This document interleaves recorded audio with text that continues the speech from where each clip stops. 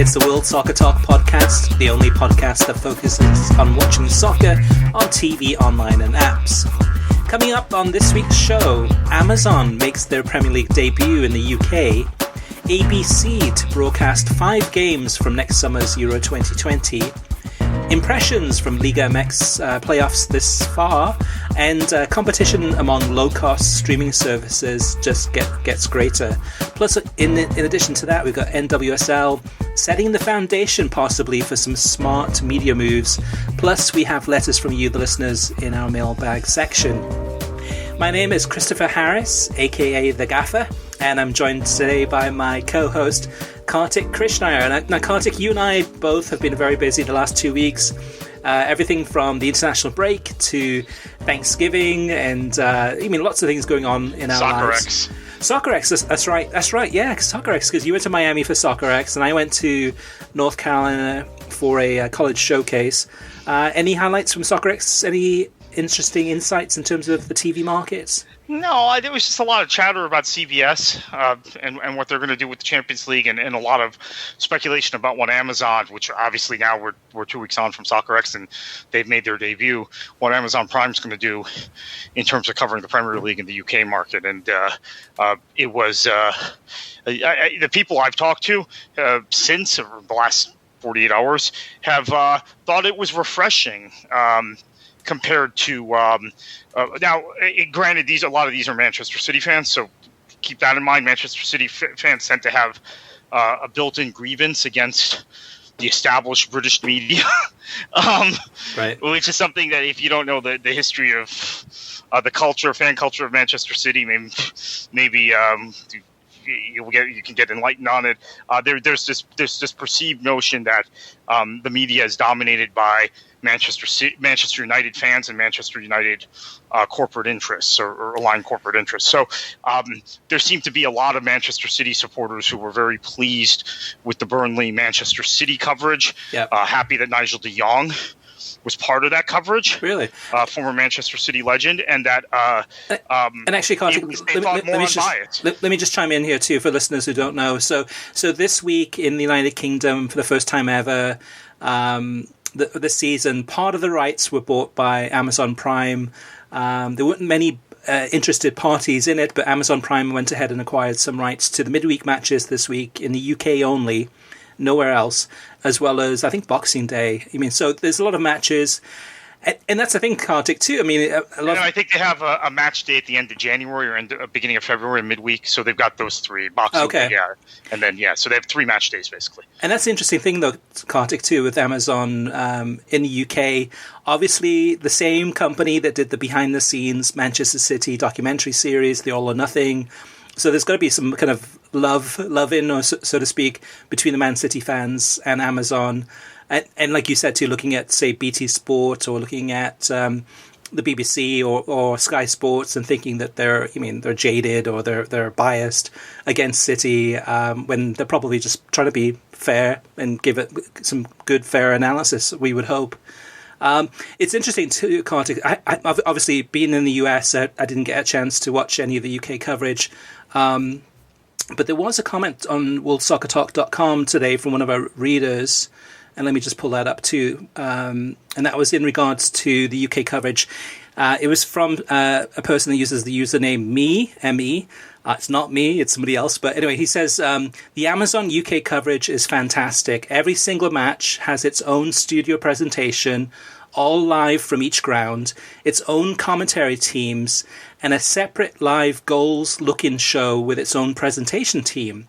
One of the games each night is in UHD, Ultra HD, HDR, with everything else in full HD 1080p. The bar has been set high. And that's the thing. It's possible in the future that Amazon might look at other markets, maybe the United States, when the Premier League rights are up for expiration, which is, 2022. And they may look at the US and say, okay, hey, well, it's working so well for us in the UK. This is a great opportunity for us to get more people to subscribe to Prime and get us into the Amazon ecosphere. And here it is. Anything else, Kartik, that you've heard on your side in terms of what the coverage has been like? Yeah, so people have been pretty happy with it, and the other thing I heard from the city supporters I talked to is that accessibility. Look, again, this comes as a shock, and I don't know how many times a year we say this, Chris, so maybe it's not a shock to our longtime listeners anymore, but to people in the U.S., how few matches are on in the UK typically in the Premier League, and how difficult, how inaccessible those two channels are that cover the Premier League currently, which are Sky Sports, who've covered the league since the beginning. In fact, the league was largely formed thanks to Sky Sports, in large part with Sky Sports and BT Sports. So those networks are pretty inaccessible.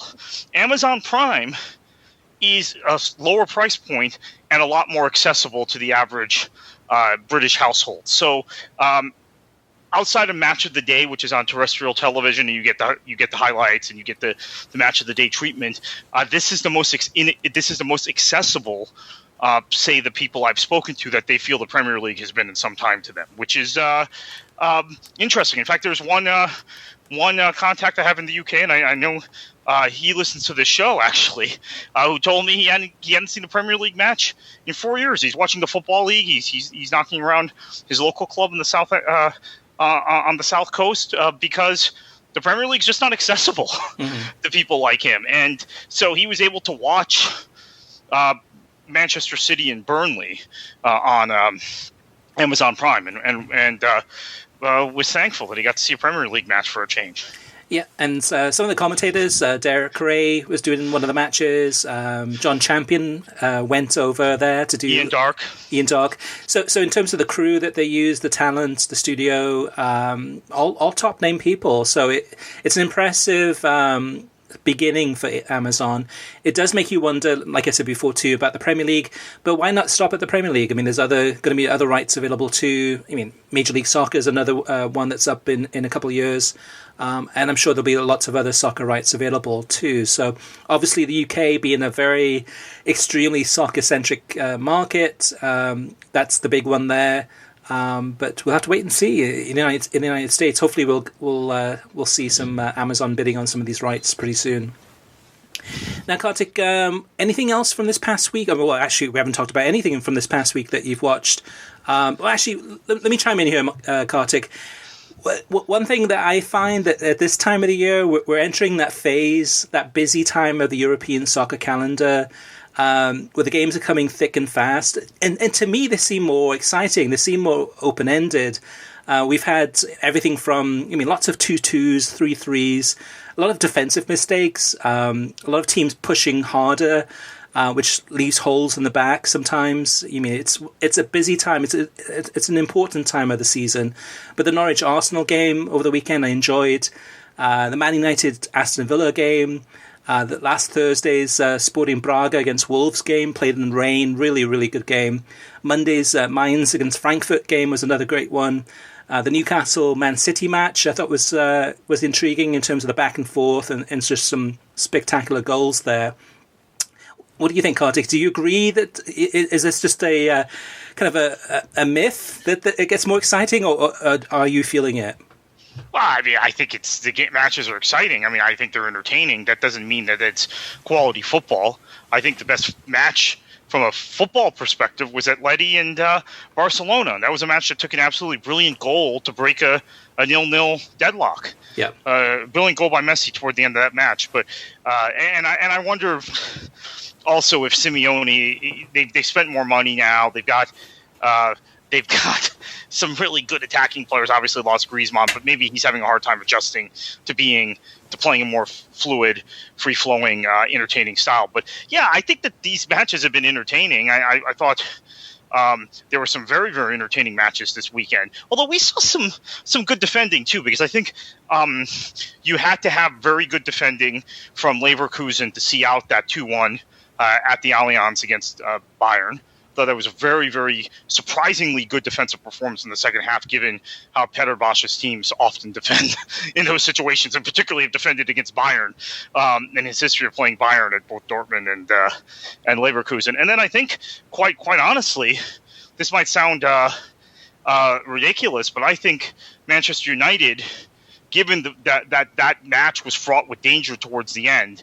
I'm talking about the match on, not the match against Spurs, which I have not seen yet, but the match against Aston Villa, that they defended pretty well in the last 20, 25 minutes. So sometimes the scorelines can be misleading. There are some good individual pieces of defending. Manchester United did not start Phil Jones in this match like they did against Sheffield United, which I felt bad. I thought the commentators, we didn't have a show last week, but I thought the commentators were really rough on Phil Jones. He had a horrible match, clearly. First half, Sheffield United, Moset in particular, taking advantage of him. But when a guy doesn't play for 6 months, or however long he hasn't played, then plays one match, plays 45 minutes, then doesn't play again for 4 months, then plays 45 minutes, what do you expect?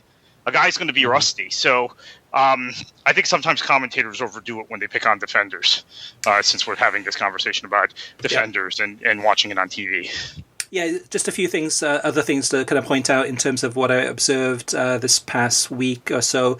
A lot of the games I watched, actually I followed, I listened to on TalkSport. So, Thanksgiving weekend, a lot of driving around, not being in front of the television as much as I'm used to. But really listening to TalkSport's, what they call Game Day Live, which is their live commentary of the Premier League, as well as going around the grounds, and of course going through the Football League and the conference in terms of all the latest scores and the latest goals and stories. Very useful, very informative. I'm not a big fan of TalkSport's general discussion and talk throughout the week. I think it's a little bit laboured. But on match days, it's really... In Champions League too. Champions League games too, they do the same thing too, that it is really kind of a must-have if you're travelling or you're not in front of a television set. A couple of other things too. VAR, we've talked about so many times, but a couple of interesting things I thought in this was the Man United Aston Villa game. Arlo White, I don't know, with VAR, it's taken a little bit of the passion out of the commentators, kind of the goal calls, because even the commentator doesn't know whether or not that's going to be a goal, at the end of the day, like it was in the past, or upon VAR review, maybe it's pulled back. So in the game Man United against Aston Villa, Arlo White said it's 2-2 pending a VAR review. And that sucks out all of the energy and passion from the call. Because I'm listening to it going, he's getting excited. He was excited. It was a good call. But then I'm like, oh my God, like what happens now if the VAR review says like this no goal? That's one thing. The other thing too, Kartik, is just watching a little bit more of the Bundesliga from the past week or so. I actually, one more thing before I move to the Bundesliga. The Man United Spurs game, which you haven't had a chance to watch yet. But that one was another one that was mentioned by NBC. I think it was Arlo White again, was VAR review brought to you by Verizon. And when I heard that, I was like, oh, God, really? I mean, NBC are masters of commercializing, the Premier League broadcasts. They're looking for different ways to have more sponsors involved. But VAR review brought to you by Verizon. I couldn't believe it. Yeah, that's kind of distasteful. I do want to give NBC kudos for something this week, both on and I said I haven't watched the Wednesday game yet, but I kind of fast forwarded through the broadcast. I want to sit down and watch the match, the Spurs Man United match, when I have a chance. But yeah, Chris, I think one quick thing, as a matter of fact, we tend to be sometimes very hard on NBC, and particularly our listeners now have become very angry, apoplectic, in fact, in some cases, toward this whole NBC Sports Gold thing. I do have to give NBC credit for Tuesday and Wednesday, though. They had overlapping fixtures with staggered kickoffs, 45 minutes apart, and they did their best to show one complete game. It was Manchester City Burnley on Tuesday, Manchester United Spurs on Wednesday, overlapping it with a match that kicked off at another time. So it was Palace Bournemouth on Tuesday. You saw a good percentage of the first half of that match if you watched on NBC SN, and then Liverpool Everton, where you saw the last 40 minutes of the match on Wednesday in the Merseyside derby. They didn't shortchange us on studio programming. Full pregame show with Kyle Martino, Robbie Earle, Ahmed Fareed. Full postgame show with the same trio. both days. But Kartik, you can't give them credit for that. I mean, the kickoff times were arranged by the league. That had nothing to do with NBC. In some ways, I mean, it's good that they have the bonus coverage. That they have the one game. That's and then they have the second game after that. But I wouldn't give them. Well, I'd give them credit for showing it, but I don't think it's anything out of this world, because it's one of those things. If they didn't show it, people would be going around like, what the heck's going on at the Liverpool Everton game, or what that was the, I guess. Oh, well, they're trying to sell gold, and they were hoping. Right. So I mean, we've criticized Bleacher Report Live a lot, and I know a lot of our listeners don't like them, but at least you can buy daily packages or single games. Single game, right? Right, because I know a lot of people who wanted to watch the Merseyside Derby who were like, "Oh my gosh, you're not showing it." Well, they ended up showing the last 40 minutes of it, so credit to NBC for that. The reason I want to give them credit is they did not shortchange us on studio programming, because I thought, okay, when I saw the programming block, I said, okay, so they're just not going to do a post-game show. They're cutting into the programming. But then they did take post-game to 6 both days. Right. With Goal Zone, with the same trio studio talent. So, maybe they don't deserve that much credit, but at least they didn't shortchange us, I guess, in order to try and push gold further on us. Yeah, in some ways the bar is set so low with some of the competitors that anything that NBC or ESPN does that's decent is lauded in some ways, because it's the Fox's coverage is so bad, which is what I was going to talk about a minute ago, which is the watching some of the Bundesliga games in the last couple of weeks. The thing that pisses me off big time is I'm watching a game. At halftime, the whistle blows. The commentator on the World feed says, "All right, that was a great 45 minutes," and mid-sentence, cutting them right off, going right into a commercial. Yeah. And the same thing at full time. Even the Mainz Frankfurt game, it ended. It was a really exciting game, 2-1 to Mainz. Fans, just going crazy. The players, hugging each other. And it's the big derby too, by the way, for those that don't follow German football. Oh, that's true. It is, yeah. And mid-sentence with the world feed, right to a commercial, and the commercial in a really abrupt ending.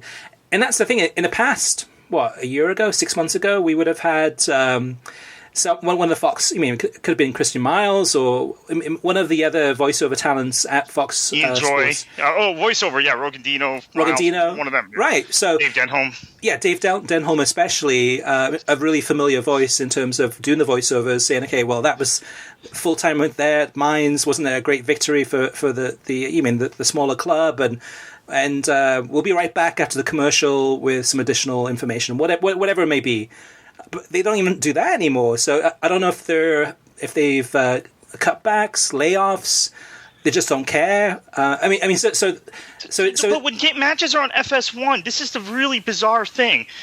You mentioned SoccerX earlier. I saw Stu Holden there. I had a lovely chat with him, and he told me, "Oh, I'm flying back out because the next day because I have to get there. I'm in the studio this weekend for the Bundesliga."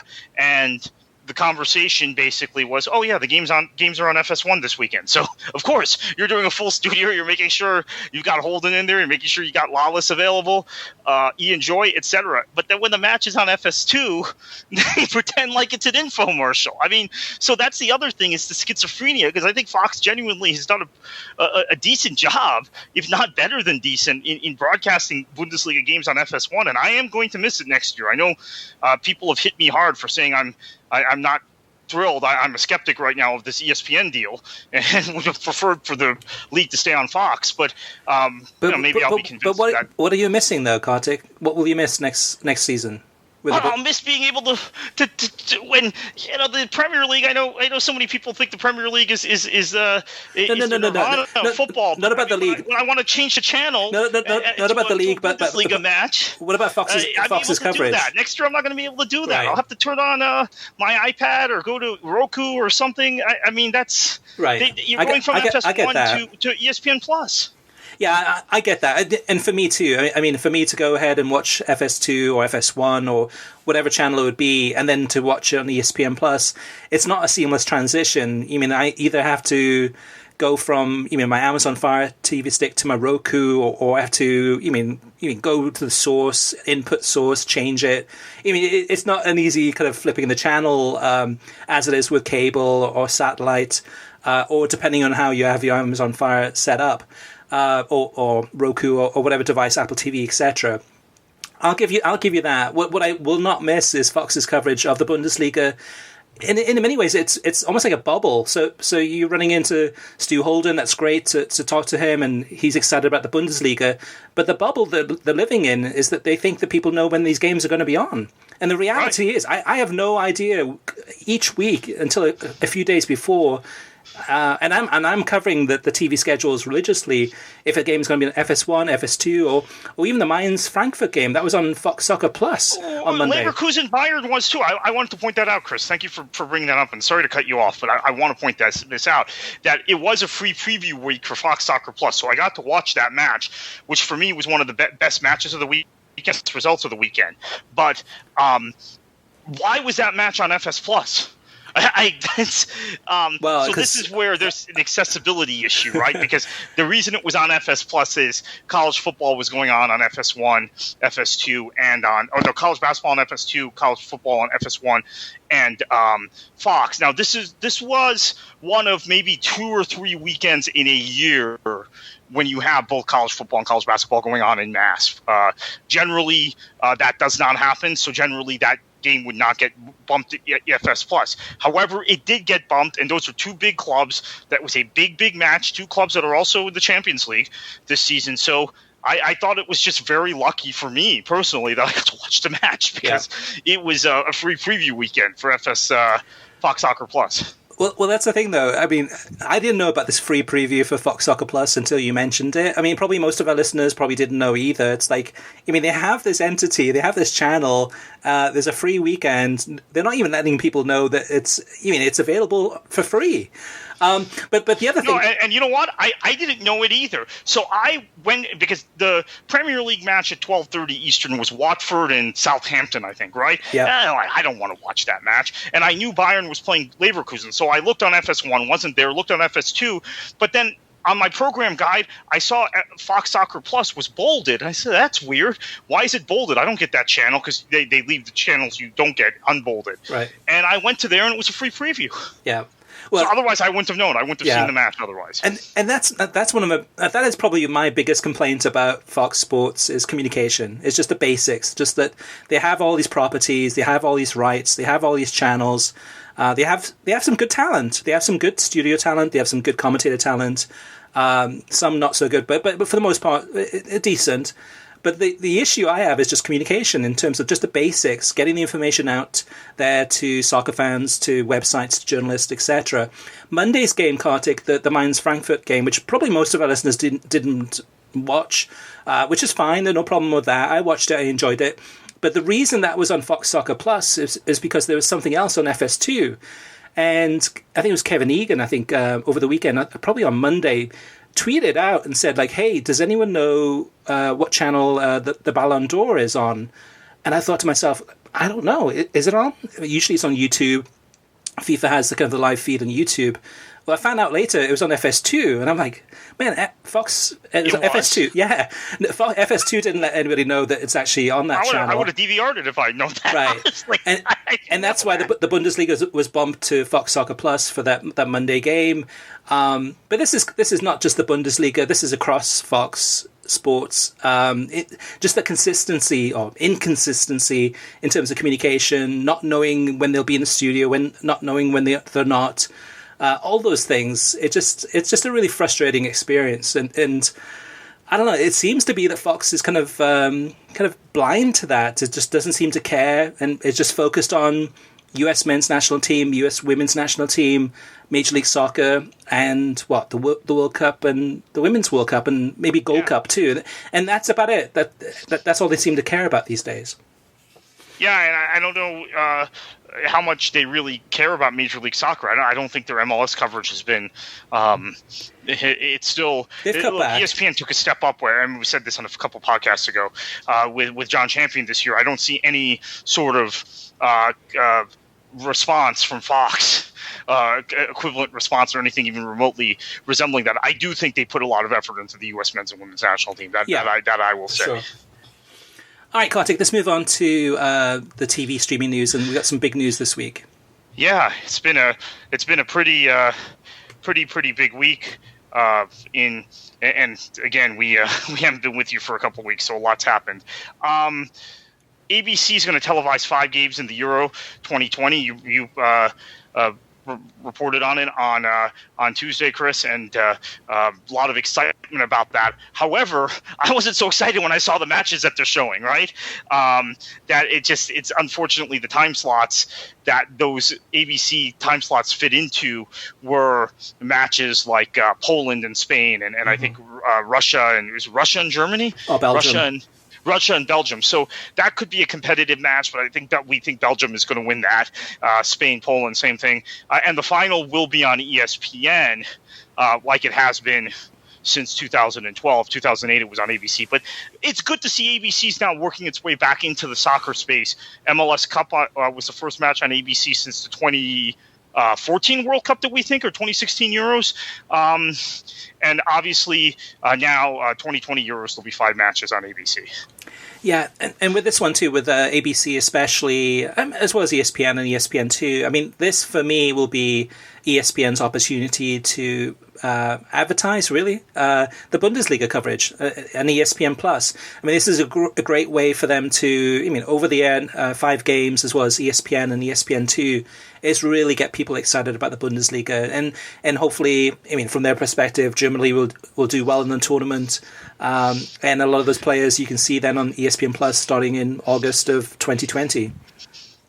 Moving on, Kartik, to the next news item, and that is that Liverpool FC have launched a premium content offer on their YouTube channel. So what they've offered now is a paid subscription model on their YouTube channel. There's a couple of different levels of membership. The first level is, I think, $1.28 a month in the UK, and gives access to emojis and loyalty badges, as well as 2 live shows every match, pre- and post-match interviews, and exclusive community posts. Definitely skewing to a younger demographic there. Level 2 membership is about $3.50 a month or so, and contains all the features from level 1, as well as access to U18 games, U23 games, match highlights, weekly previews and review shows, and content from the training ground.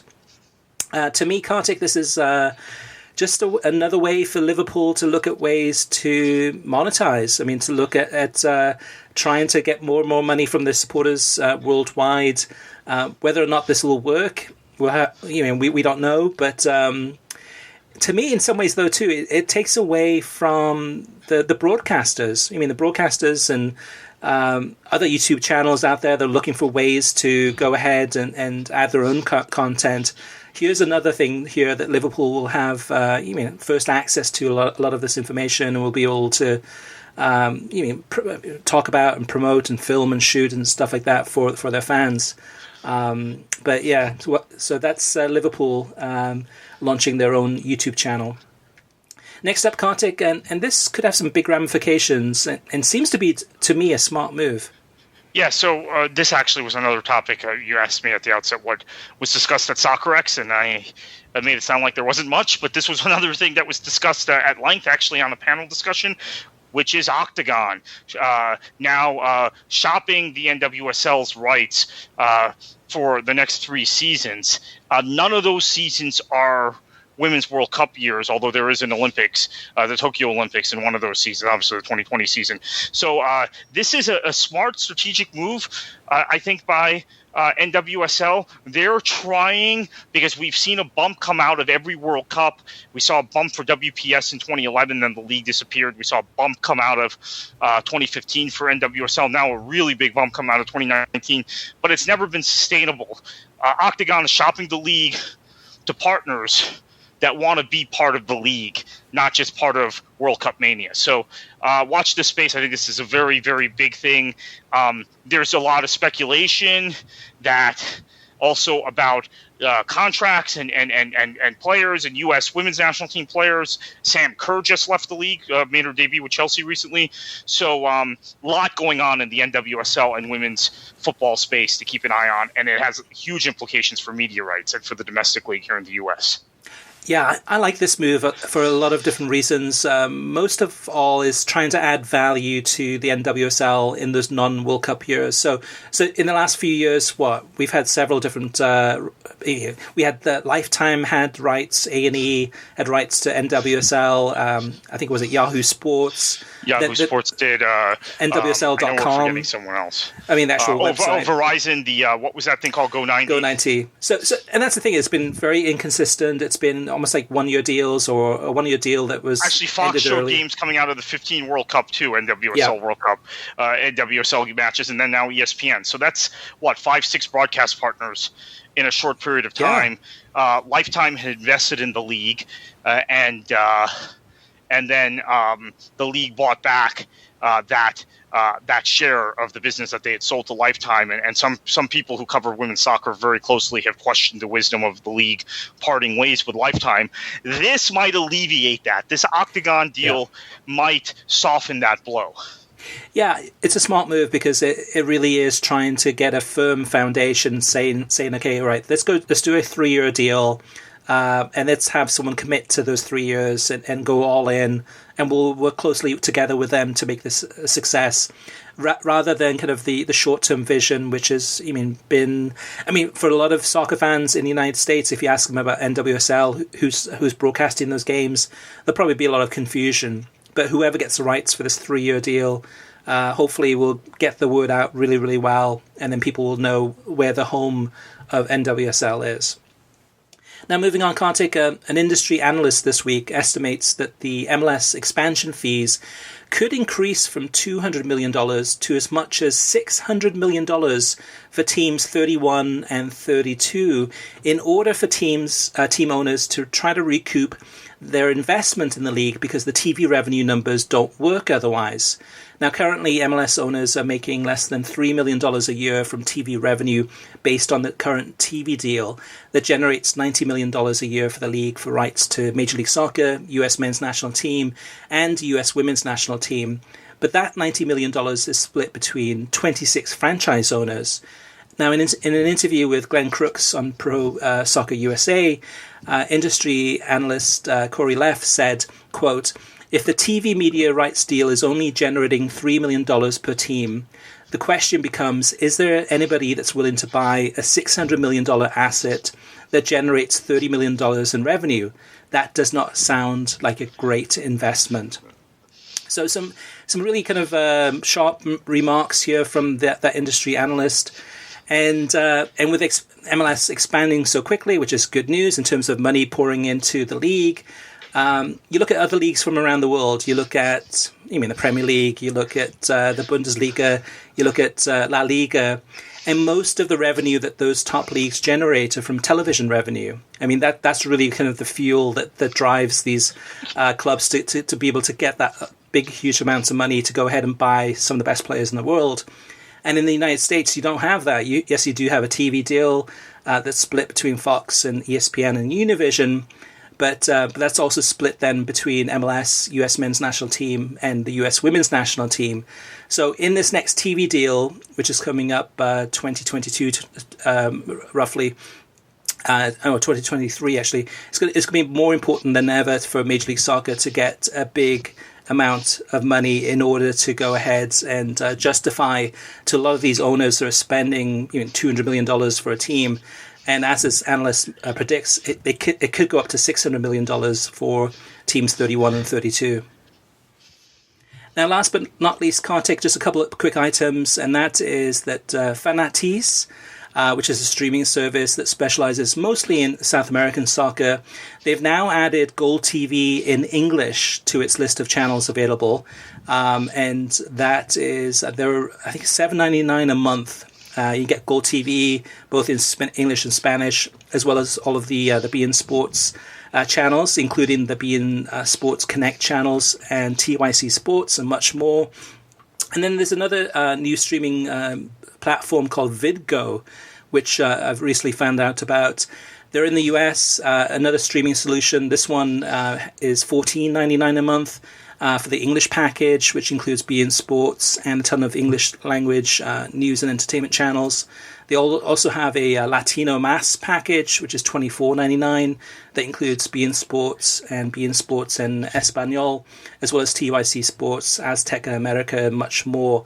So we'll have more details about those updates from both Fanatiz and Vidgo at worldsoccertalk.com. Moving on to TV ratings, Kartik, this is something actually we forgot to mention at the start of this broadcast, is your impressions and what you saw from the Liga MX playoffs. I didn't get a chance to watch the games, but what were they like? Oh, right.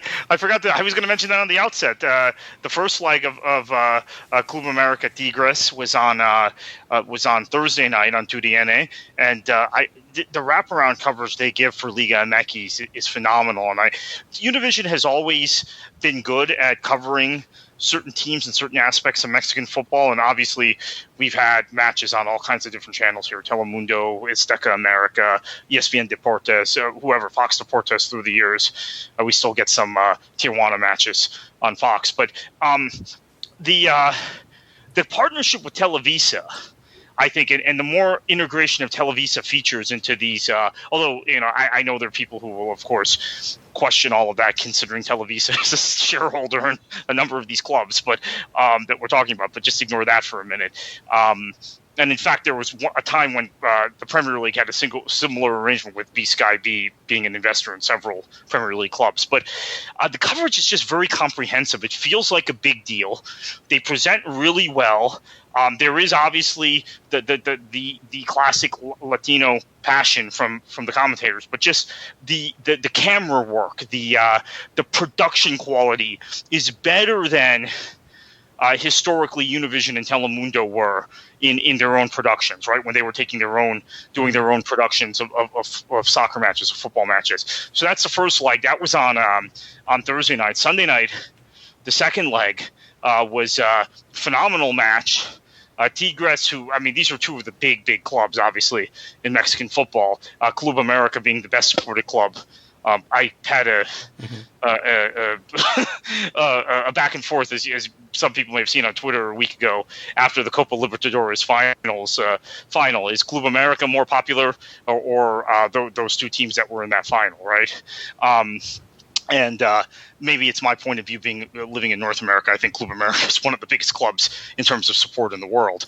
But anyway, it was just so well covered, such a good dramatic second leg. And I think the thing is 2DNA and Mexican football, Chris, are becoming more mainstream. And this is partly because there are more MLS fans and American soccer fans keeping an eye on Liga MX. And then I think 2DNA is becoming more of a household destination, even for English language. Yeah, right. Especially even for English language dominant fans, because of how poorly Fox, or how biased many of us perceive Fox is in covering the U.S. men's national team, and then TNT's abdication of Europa League completely, or Turner's abdication of Europa League, and their unwillingness to broadcast most of the Champions League except behind a paywall. So 2DNA has ended up being, and Univision networks in general, a destination for English language fans, and that now has translated to more of them watching Mexican football. I don't know that Univision knew that would happen. I don't know that Univision intended for that to happen, but it seems to have worked. The promotion of these two matches in the Liga MX playoffs during Europa League, Braga Wolves on Thursday, and then the previous 2 days Champions League, I think spiked the rating a little bit, to be honest with you. Yeah. And we'll get to the ratings in the next section, obviously. Right, which actually is this section right here. But actually with the Europa League, watching that last Thursday on 2DNA, I was actually pleasantly surprised seeing a lot of promos, like ads for the Bundesliga.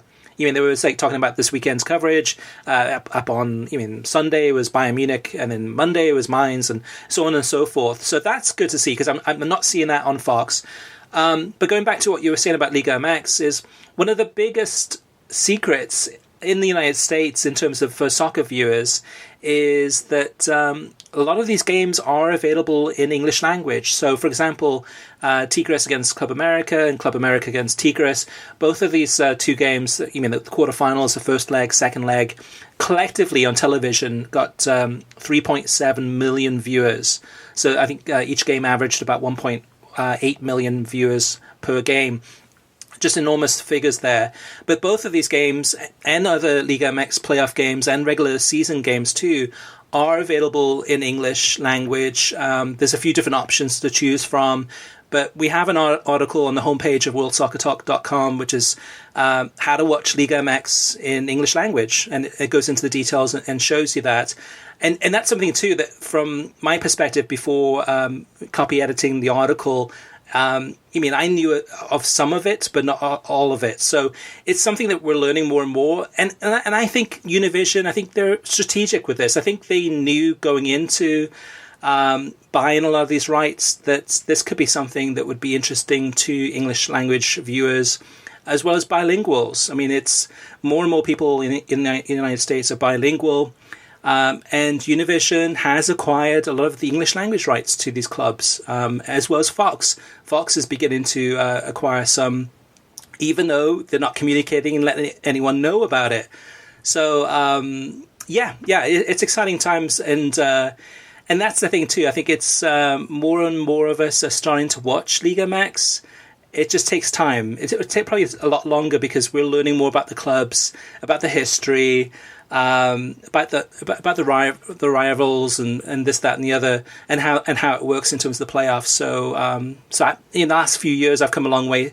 And Kartik, I think you've been watching Liga MX for a lot longer than I have. 3.7 million people, and this was just the quarterfinal. The numbers are expected to go higher and higher as Club America advances through these competitions. So the TV ratings, we'll go ahead and have those at worldsoccertalk.com. All the details for the Champions League, Liga MX, Premier League, and much more. Can I also point out one other thing about the TV ratings? Sure. I think what we've seen, in spite of the clunkiness of TNT's coverage and putting most of the matches behind the paywall, is that the ratings are, I think, now on average significantly better than they were on Fox. They are probably. Sure. So I think what you're seeing is ratings up on both the English language and Spanish language side, in spite of the fears that splitting the package would end up just cannibalizing the audience, Spanish from English or vice versa. And this sets up beautifully for CBS because the property now is in a place where its numbers are actually now better than when NBC took over the Premier League, or maybe not better, but similar. And they weren't similar when TNT took over the package. So, but we could be in the same place as we are right now with TNT. I mean, it's possible that CBS over-the-air network shows the final, and then CBS All Access, their streaming package behind the paywall, which is cheaper than Bleacher Report Live. Still, it could be that all the games are available. All the games will be available there. That's true. So we could be in the same situation. Actually, maybe even worse in some ways. At least TNT is more accessible.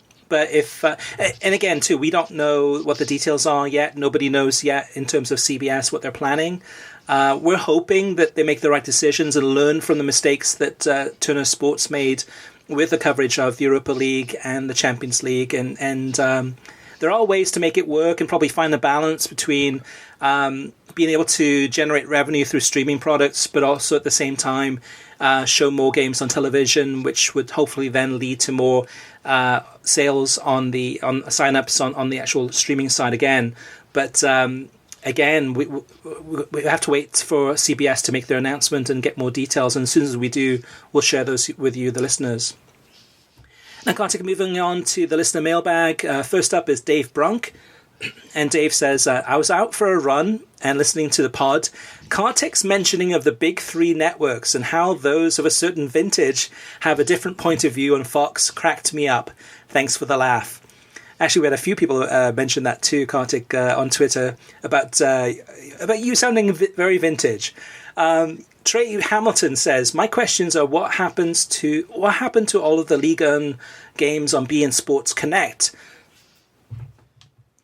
And Trey continues, he says, do you think ESPN Plus will show the Bundesliga 2 and Serie B games?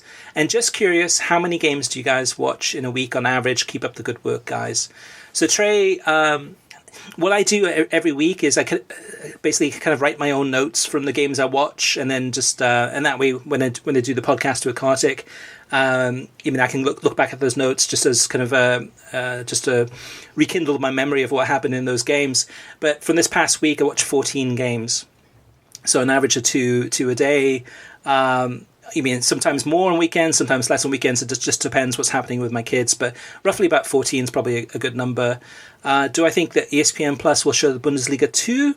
I believe so. There's been no detail about it yet. I know with the Bundesliga, the regular top flight Bundesliga league, like right now, Fox has the rights to that. And then they show the Bundesliga 2 games on Fox Soccer Match Pass. That's likely to continue with the new rights deal for the Bundesliga, having almost all the games from the Bundesliga on ESPN Plus, except for 4 a season on television, and very likely to have the Bundesliga 2 on ESPN Plus. Serie B, which is the second division of the Serie A in Italy, those rights have just been picked up by DAZN. So DAZN now has the J League in the US as well as Serie B. So I'm not sure how long that deal is for, but check out DAZN if you want to watch Serie B.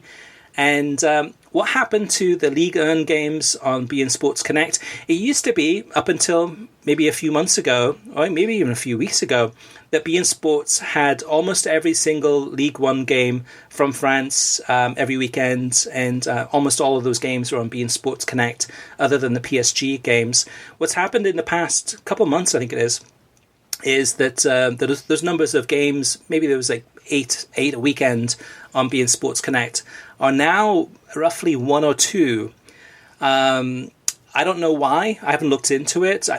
If I had to make a guess on this one, this would be lack of interest, that there aren't as many people watching these games. They have the rights to show them. No one else has picked up the rights. But for whatever reason, they are not showing as many League One games on beIN Sports Connect as they used to.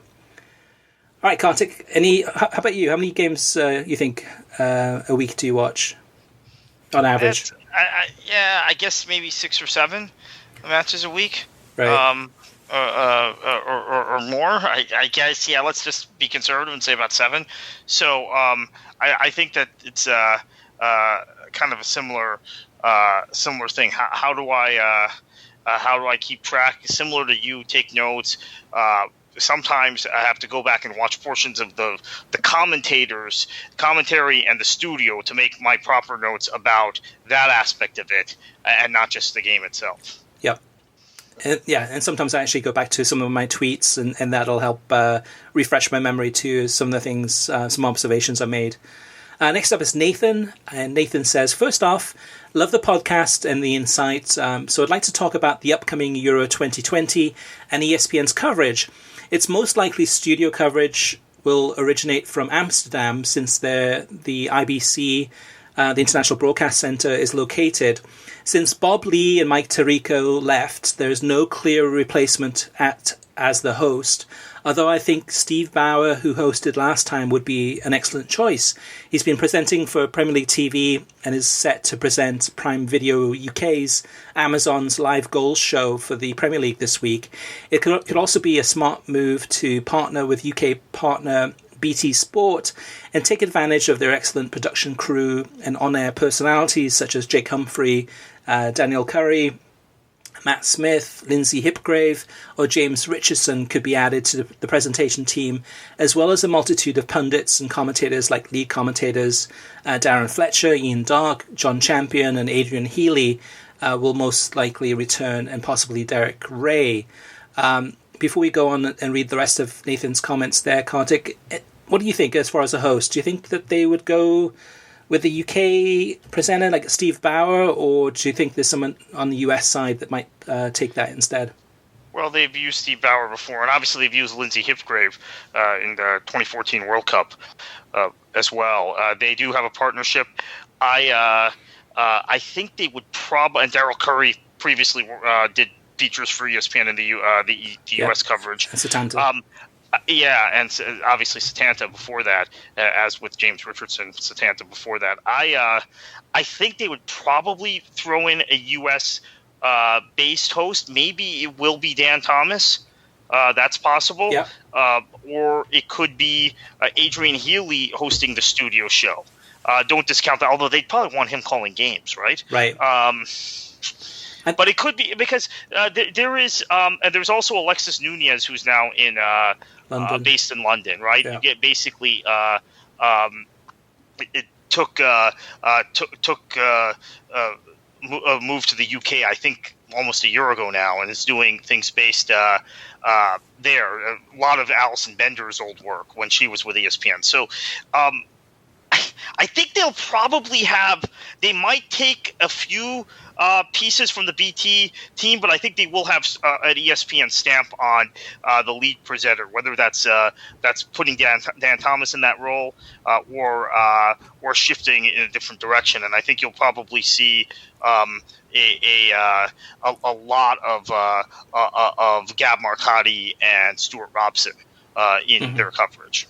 Yeah, the one name I would mention put out there as a possibility is Kay Murray, and that's something that could happen as a possible host who would be available to do that and focus on that 100%, while say Adrian Healy does the commentating, as well as Steve Bauer might be. Who knows? He may already have some other things going on for Euro 2020. Nathan continues, Mark Donaldson will probably be part of the team as well, but that means they would need one more commentator since Max Bredos, who worked in 2016, no longer is employed by ESPN. If they want an American, Glenn Davis would probably be the choice due to his 17-year-long association with ESPN. As far as co-commentators go, I like Taylor Twellman, but I'd honestly prefer Steve McManaman. Since it's a European tournament, Stuart Robson will probably return alongside John Champion, and it all depends if they have another on-site as to whether or not Casey Keller or Craig Burley do co-commentating. For pundits, I thoroughly enjoy Ian Wright and hope they add some English or Scottish voices to the programme. Craig Burley, Casey Keller, Newcomer, Don Hutchinson, Michael Ballack, Frank Leboeuf, and Santiago Solari will most likely be there. I think Chris Sutton would be a good addition, as well as Peter Schmeichel, Ray Parler, Ruud Gullit, Robin van Persie, and Jermaine Genus. I hope they have more commentary teams at the grounds, but that's unlikely since the Euros are stretched across Europe, although they had all commentators at the grounds for 2010 and 2014 World Cups. I think it would be amazing if they expand the Euro Tonight show, which means they would need more pundits. Also, the possibility of the final airing on ABC would be big, since the last two European finals aired on ESPN. The reason why I think this is a possibility is because they aired the MLS Cup on the main network, and that draws a lot less viewers.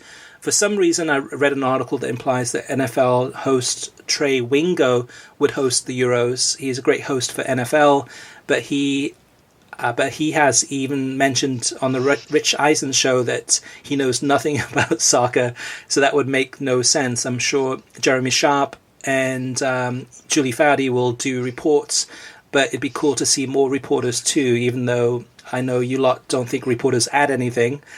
Which is true. Well, thank you for reading my lengthy email and thoughts. I hope there's a podcast this week. I thoroughly enjoyed tuning in. So, yeah, definitely great feedback. A little bit lengthy, Nathan, but it's okay. And for the most part, I agree with everything. The only thing I think on this one is that if I had a guesstimate, is that ESPN wants to put their own stamp on this tournament, so they'll likely use a lot of their talent from the US, some American voices, but blend that with the European experts and talent that they have available to them, and there might be maybe one or two kind of surprise announcements added to that team.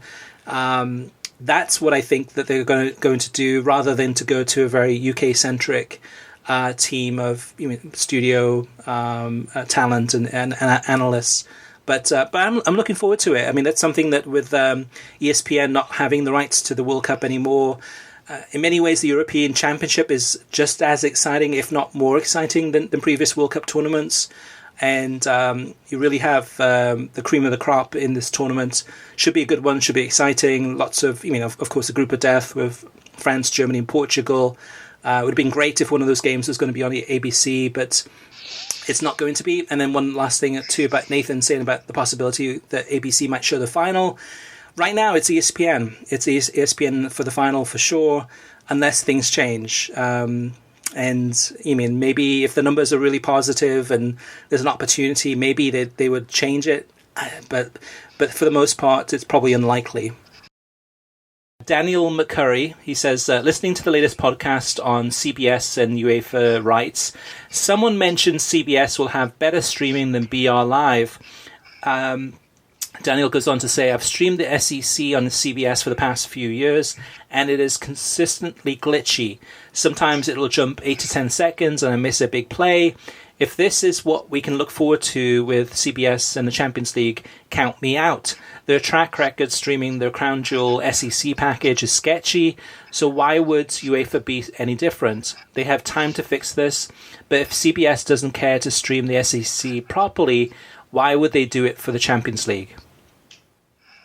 That's a really good. Any experience with that, or no? I've watched the SEC on CBS on television, so I that's a good point. I mean, I guess I've never really tried to stream those games, or maybe I did a few years ago and didn't have problems. I don't know. Thank you for that insight. That has me worried because the SEC is the crown jewel on CBS, and if they if they're having glitches with streaming. I can imagine the Alabama LSU game a few weeks ago was on CBS, the SEC matchup. I can imagine if they have glitches with that it's not going to be any better with Champions League. So that's not great. Next up is Nash Rambler, and he says, I heard no mention of CBS Sports Network in your discussion of CBS and the Champions League. Is this a situation where we won't know for sure if CBS has plans to carry Champions League matches on CBS Sports Network until official information is released from CBS? Or are you both hearing from your sources that live Champions League matches will only be available on CBS All Access and the CBS over-the-air network, presumably the final on Saturday afternoons over the 3-year rights period? Kartik, have you heard anything definitive? No, I think for whatever reason, CBS has avoided discussion of CBS Sports Network in this conversation, which surprises me. But that's and CBS Sports Network, by the way, is not in as many homes as NBC Sports Network. I know it's very rare that I have any cause or occasion to watch that network, but I actually did this past weekend because the Miami Hurricanes game was on against FIU, and I think a lot of our listeners know what happened in that game, but stunning upset. But was on CBS Sports Network, and I realized it was in a different tier of package than I had. I found a way to watch the game going to a friend's house, but it's not in the same tier that you get FS1, FS2, and NBCSN on DirecTV. And I know that there were people when previously I had the channel when I had Uverse, and I actually broadcast some games for them during the NASL when they had the NASL package. But I know a number of people could not see me on those games or complained that they didn't have the network because it's on a lower tier. So that might be a conscious decision by CBS not to mention it. Then maybe CBS will hold cable systems hostage, saying, hey, we got this property that's always been on high exposure networks, ESPN and ESPN2. Then it went to FS. It went to Fox Soccer Channel, but the Fox Sports regional networks, where when you combine the reach of the Fox Sports regional networks, it was in a lot of homes, a lot more homes than CBS Sports Network is in now. Then when they launched FS1 and FS2, they took Champions League there. But originally, remember, the first few years, CBS was on Fox Sports regional networks, FX, which is in more homes than I think even ESPN's in, or a similar number of homes. Mm-hmm. And then now it's been in TNT, which is in, I think, the most homes of almost any cable network, other than maybe like the A&E channels, Lifetime, etc. Yeah. So CBS Sports Network has significantly less distribution than the channels that the Champions League has been on in the United States since the mid-1990s. Maybe that's why it hasn't been mentioned. I am curious about this, Nash Rambler, though. I'm wondering what they're going to do with it. Yeah, I asked my contact at CBS about CBS Sports Network, and she said that we really can't say anything until the announcement is official. And as of recording this, the announcement hasn't been made official yet. I'm sure they're just going through, the lawyers are usually going through the paperwork and just making sure everything is correct. But on the earnings call that CBS Sports had just a few weeks ago, there was no mention of CBS Sports Network. It was just talking about the CBS Sport. Actually, most of it was about CBS All Access. The emphasis was on that, and a mention of CBS Sports over-the-air network. So presumably, I mean, we know that all of the games will be on CBS All Access streaming, and like Nash said, probably just the final on over-the-air, maybe the semi-final. But again, we won't know until we get some official confirmation and more details. And as soon as we get that, we'll post those at worldsoccertop.com. Moving on to the next item, and this is in regards to my inability to be able to watch the MLS Cup final recently between Seattle and Toronto. Dave says Lowcast is available in more and more US cities. It's a non-profit that streams over-the-air broadcasters legally. They ask for $5 a month donation. So ABC, NBC, CBS are a click away. And yeah, Dave, I'm familiar with Lowcast. Unfortunately, I mean, I live in Florida, as Kartik does too. It's the third most populated state in the United States, and it has 0 cities available through Lowcast. So I think on the Lowcast website, I've added my email address there to be notified whenever Lowcast would be in my area.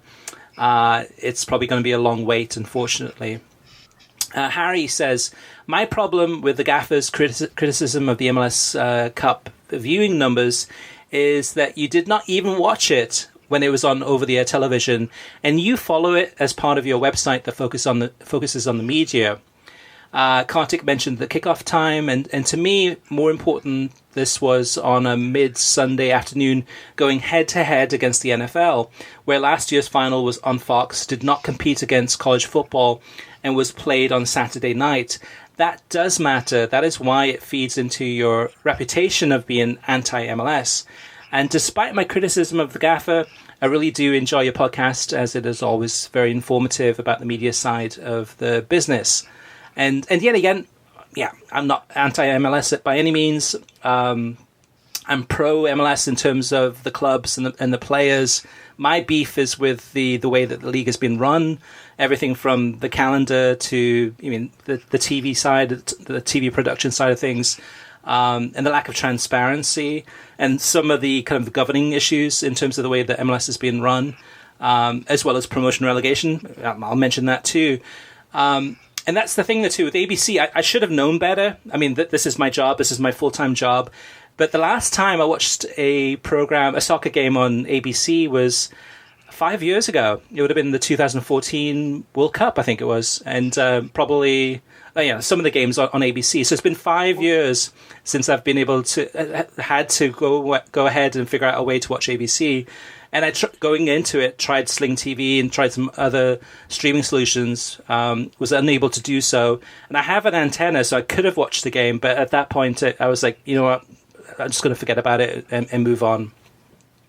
Next up is Paul Robinson. He says, I heard you read out comments about Mr. Roses and Sunshine, Gary Birtles, the co-commentator, when I was in the car. He was doing the Worldfield commentary recently on the Spain against Malta game, and he wasn't quite as miserable as he is often. That's good to hear. All right, last but not least, Robert Thompson says... the US men's team game against Canada was a real improvement, much stronger in the back with hard work in the midfield and good finishing when the chances were there. So this is my question. Is the US men's national team better without Christian Pulisic and Michael Bradley? Ooh. And Kartik, just real quick, my take on this is that it's not so much those two players, but I think really to me, the way I looked at this game was that... Greg Berhalter pretty much threw out his approach in terms of the way that this team plays, in terms of kind of building up from the back, the tiki-taka, trying to get the team playing a certain system. That went out the window in a game that mattered more. The the style of play changed completely. So I don't think it's a fair question to ask whether the U.S. men's national team is better without Pulisic and Bradley, because they played a completely different style in order to get the 3 points, in order to get a must win, which played more into the U.S. system that they're used to being playing, that they're not trying to be something else that they're not. Yeah, I tend to agree with that. I think it's the question about Pulisic, though, is a valid one. I think we saw already that the national team was not better without Bradley and Altidore. I think the one about Pulisic is a valid one just because he's so much better than every other American player, that there might be a tendency for other guys to not see as much of the ball and not essentially assert themselves as much. We talk about how great guys like Kun Aguero and Gonzalo Higuain, et cetera, are. Dybala, as Dybala again is having a really big impact now this season, Juventus, as they're trying to hold off Inter. How great these guys are at the club level, but then they go to the Argentina team. They give the ball to Messi and try and watch him, right? Mm-hmm. Essentially. Yeah. So I think the U.S. has taken on a little bit of that. And we saw it in the Trinidad and Tobago game now over 2 years ago, where if Pulisic did almost bail the U.S. out, but there has been now a tendency. His level is so much higher than the other American attacking players in particular, that there's been a tendency just to kind of become overly reliant on him. And that's an unfortunate thing. I mean, I think I have to go back and look at how Armenia played at the height of Mkhitaryan's success and how Wales was. You could probably give some insight on this. Wales with Giggs and Gary Speed, when there were these one or two really elite players on national teams, and then there was a huge drop-off in the talent level after that.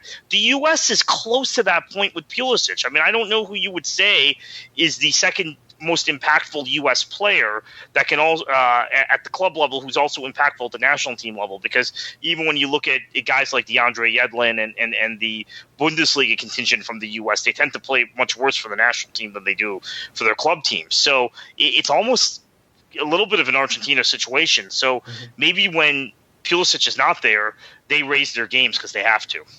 Yeah, and my thing too is with the US is which team will we see in the future? I mean, will it be more of the kind of direct, more of the kind of the US style of play, or will it be more Greg Berhalter's style of play?